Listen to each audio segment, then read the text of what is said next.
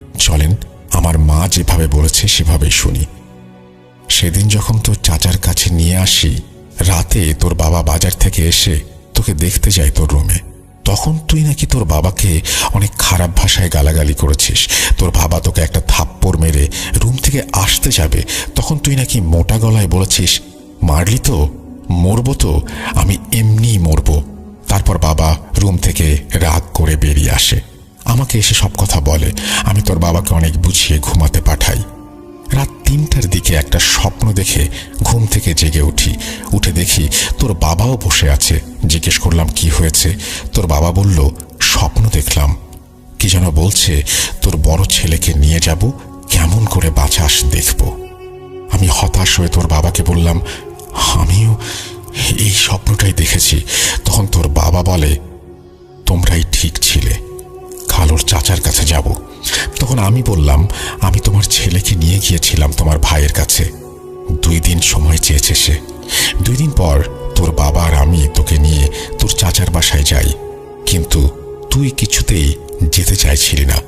তারপর হঠাৎ হাসি দিয়ে বললি, চল, কোথায় নিয়ে যাবি? কেউ কিছু করতে পারবে না, আমি মরবই। তারপর তোর চাচার বাসায় যাই। তোর চাচা যেটা বলে সেটা শোনার জন্য আমরা মোটেও প্রস্তুত ছিলাম না। তোর চাচা বলে তোকে নাকি কালো জাদু করা হয়েছে, কিন্তু কে করেছে, কিভাবে করেছে সেটা সে বলতে পারবে না, আর সে কিছু করতেও পারবে না, কারণ সে যা জানে তা দিয়ে পেরে ওঠা সম্ভব না। তোর বাবা হতাশ হয়ে বলে, তাহলে কি কোনো উপায় নেই? তখন তোর চাচা বলল, সে একজন কবিরাজকে চেনে, তিনি অনেক বড় বড় কাজের সমাধান করেছেন। এই কথা বলার পর দেখি তুই পাশের রুম থেকে হাসছিস আর বলছিস, চল, কোথায় নিয়ে যাবি? এর মধ্যে তোর চাচার গলা চেপে ধরেছিস তুই। তোর চাচা কি যেন দিয়ে তোর মাথায় আঘাত করতেই তুই একদম থেমে গেলি। আমরা আর দেরি না করে তোকে নিয়ে সেই কবিরাজের বাসায় চলে যাই। কবিরাজ বলে, আমি এগুলো বাদ দিয়ে দিয়েছি, করি না। কিন্তু তোর চাচাকে দেখে আর তোর দাদার নাম বলার সাথে সাথে বলে, আমার বন্ধুর নাতি যখন বিপদে পড়েছে, সাহায্য তো করতেই হবে। তখন তোর চাচা সব খুলে বলে, আর বলে তোর জিন বলেছে যে ওর সাথে কালো জাদু করা হয়েছে, কিন্তু এর বেশি আর কিছু জানতে পারেনি। তখন কবিরাজ বলল, একটু বসো তোমরা, আমি আসছি।